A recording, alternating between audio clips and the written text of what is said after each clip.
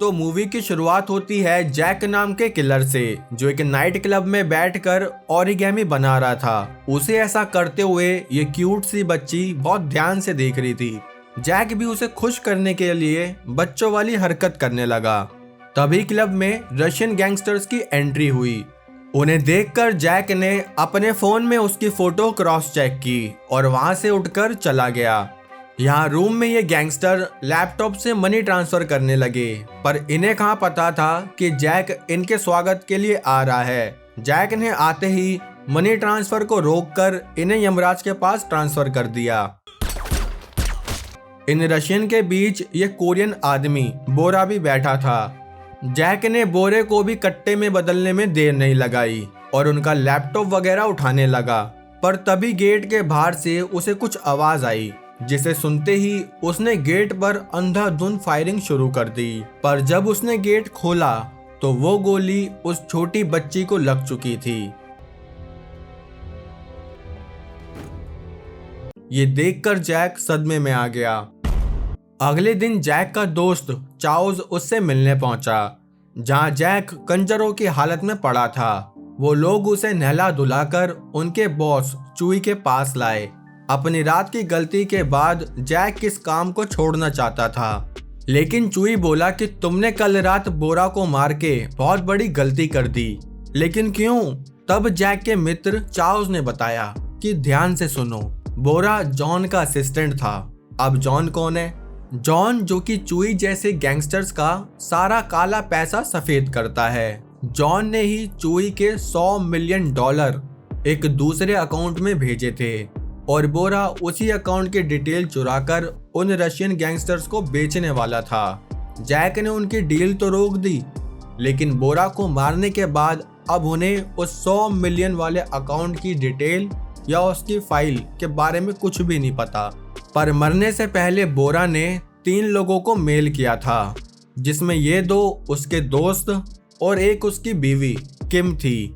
उन 2 दोस्तों के पीछे चुई ने पहले ही दूसरे किलर लगा दिए और जैक को ऑर्डर दिया कि वो किम को खत्म करके उससे अकाउंट की डिटेल वाली फाइल ले आए। साथ ही उसने ये भी बताया कि कल रात जिस बच्ची को तुमने मारा वो किम और बोरा की ही बेटी थी। अपना आखिरी मिशन लेके जैक वहां से अपने घर आया, जहां एक बॉक्स में से उसने अपनी माँ की फोटो निकाली और दारू पीते हुए उन्हें गाली देने लगा। लेकिन क्यों, वो हमें आगे पता चलेगा। अगली सुबह बोरा की घरवाली किम अपने ऑफिस में पहुंची। वो एक इन्वेस्टमेंट फर्म में मैनेजर थी, जिसका बॉस है जॉन।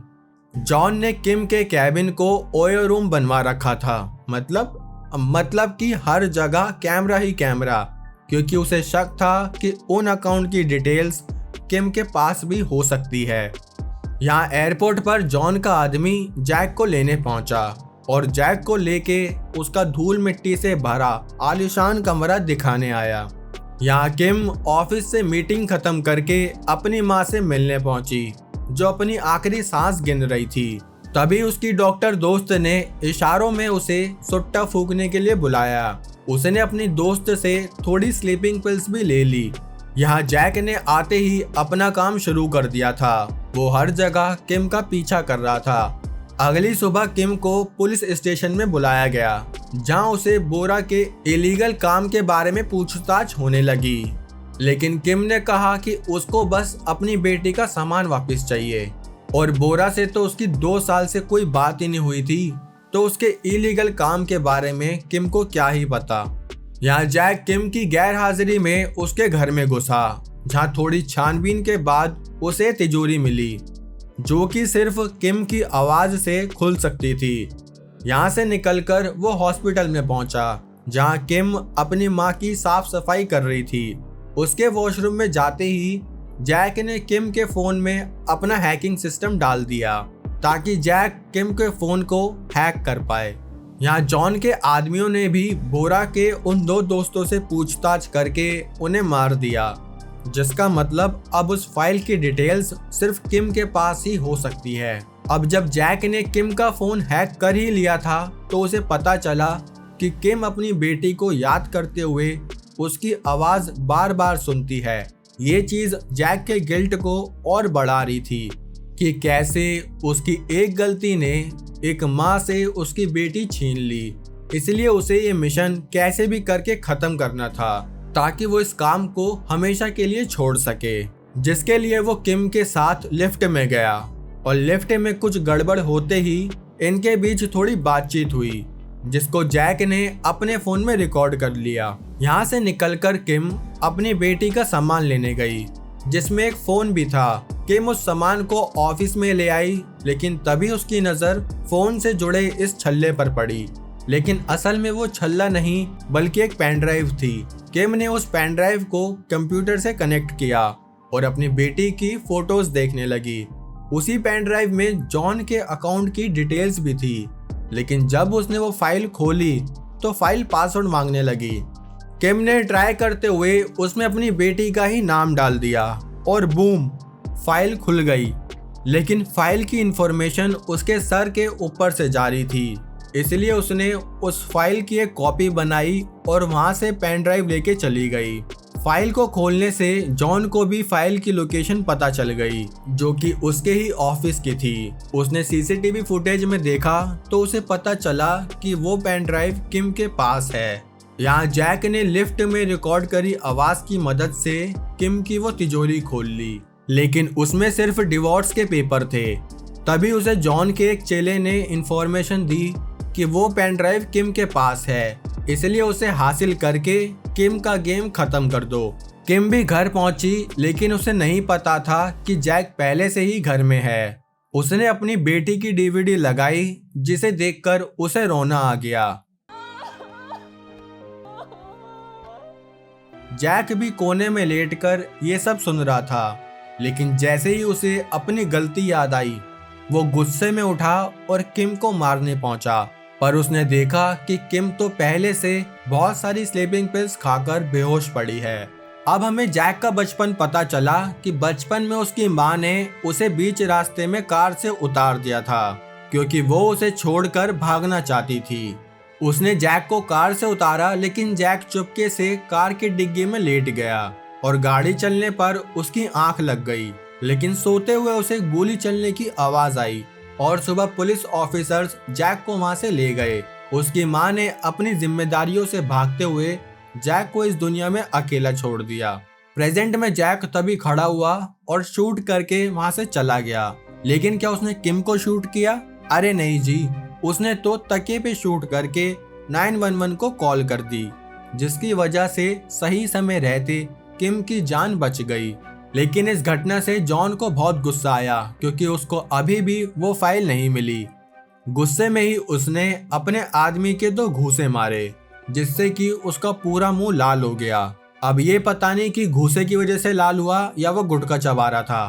खैर, यहाँ चूई को भी पता चला कि जैक ने अपना मिशन पूरा नहीं किया, इसलिए उसने जैक के ही दोस्त चाओस को ऑर्डर दिया कि तुम जाके जैक का खेल खत्म करो। यहाँ पुलिस किम से मिलने पहुंची और उसे बताया कि किसी ने बोरा के 2 दोस्तों का मर्डर कर दिया, साथ ही अब अगला टारगेट किम हो सकती है।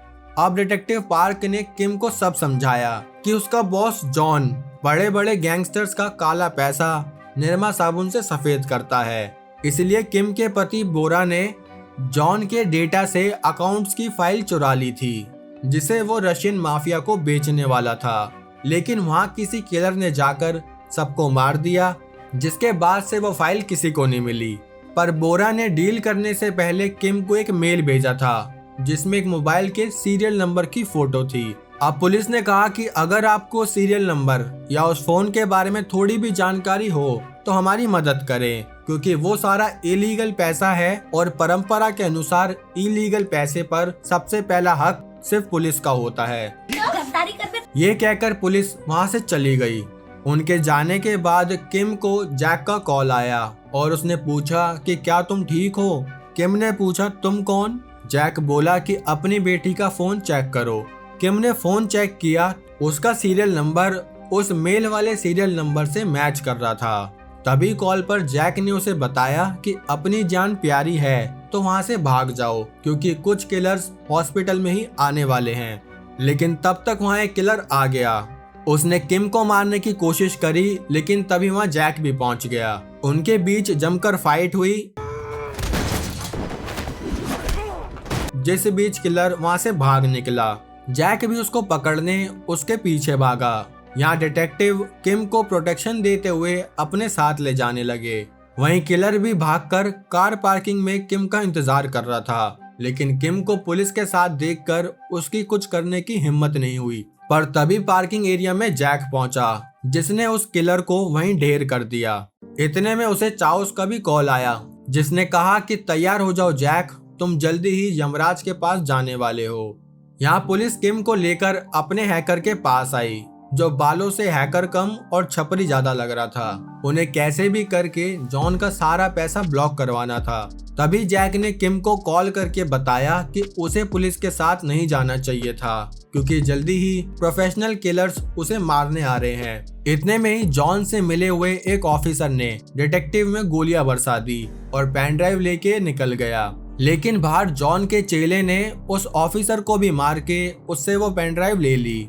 जॉन के बाकी आदमी किम को मारने आए, लेकिन तभी जैक ने आकर उनका ट्रीटमेंट कर दिया। इसी बिल्डिंग में दूर से चाओस के आदमी ने भी मशीन गन से फायरिंग शुरू कर दी। जैक जैसे तैसे वहां से बच गया, लेकिन चाओस का एक आदमी किम के पास आया। वो उसे मारता कि इतने में जैक ने उसको भी मार दिया। फिर जैक ने किम को फोन करके बोला कि वो चाओस का ध्यान भटकाएगा, और इतने में किम वहां से निकलकर नीचे खड़ी एक ब्लैक एसयूवी लेके भाग जाए। किम को नहीं पता था कि ये अनजान आदमी उसे क्यों बचा रहा है। जैक बोला कि तुम्हारी बेटी के मरते वक्त मैं वहीं पर था, बाकी एक बार हम यहाँ से निकल जाए फिर मैं तुम्हें सारी सच्चाई बता दूंगा। अब जैक और चाओस के बीच फायरिंग होने लगी।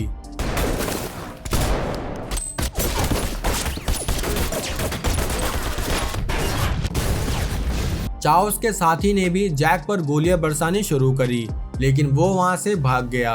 कार में उसने किम को फोन किया, लेकिन इतने में ही चाओस के आदमी ने किम को पकड़ लिया।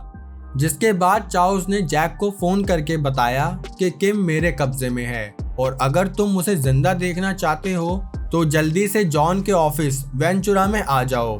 वहां जाने से पहले जैक अपने अड्डे पर आया और मुंह हाथ धोकर उसने पुलिस को ये इन्फॉर्मेशन दी कि आज वेंचुरा ऑफिस में एक बॉम्ब ब्लास्ट होगा, जिसके सबूत के लिए उसने कॉल पर ही खुद का रूम ब्लास्ट कर दिया। ये धमाका सुनकर पूरी पुलिस फोर्स ने वेंचुरा बिल्डिंग को घेर लिया।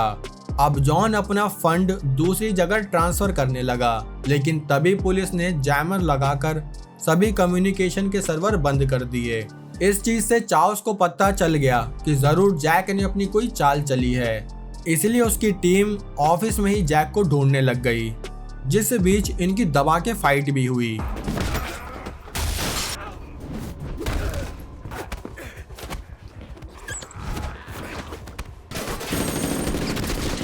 यहाँ किम ने अपने कैबिन में जाकर वो पेन ड्राइव से कॉपी किया हुआ सॉफ्टवेयर खोला और जॉन के सारे अकाउंट की डिटेल्स डिलीट कर दी, जिससे कि जॉन का फंड ट्रांसफर बीच में ही रुक गया।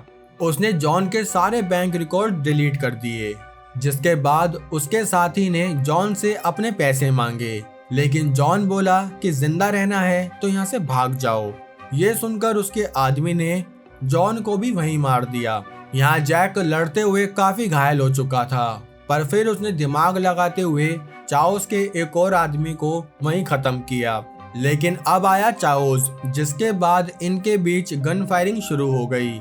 पर जैक ने दिमाग लगाते हुए सीलिंग पर लगा हुआ हैंगिंग यूनिट चाओस के ऊपर गिरा दिया, जिससे कि चाओस की हालत पतली हो गई। इधर जॉन के आदमी ने किम को ढूंढकर उस पर हमला किया, लेकिन तभी किम ने चाकू उठाकर उसकी गुद्दी में घुसा दिया। यहाँ जैक की हालत भी बहुत खराब थी। तभी उसने वॉकी टॉकी से किम को बताया कि एक आदमी तुम्हें मारने ऊपर आने वाला है, और उसी इंसान ने तुम्हारी बेटी को भी मारा था। ये सुनकर किम ने अपनी बेटी का बदला लेने के लिए जल्दी से गन उठा ली, और दूसरी तरफ से जैक खुद किम के सामने आ गया, जिसके आते ही किम ने जैक पर दे दनादन गोलियां बरसा दी। अपने दोस्त को मरता देख चाओस किम को मारने वाला था, लेकिन जैक ने उसे रोक दिया। क्योंकि वो खुद किम के हाथों ही मरना चाहता था। अब किम और जैक दोनों बस एक दूसरे को देख रहे थे। किम को पता ही नहीं था कि उसने अपनी बेटी के कातिल के साथ साथ उसे बचाने वाले आदमी को भी मार दिया था। जैक ने अपने दोस्त का हाथ पकड़े पकड़े दम तोड़ दिया और यहाँ किम वॉकी टॉकी पर जैक को पुकारते ही रह गई। इसी के साथ आज की ये बेहतरीन मूवी यहीं खत्म होती है दोस्तों। लाइक, डिसलाइक, कमेंट, सब्सक्राइब आपको जो सही लगे आप वो कर देना। हम मिलेंगे हमारी अगली वीडियो में, तब तक के लिए जय हिंद।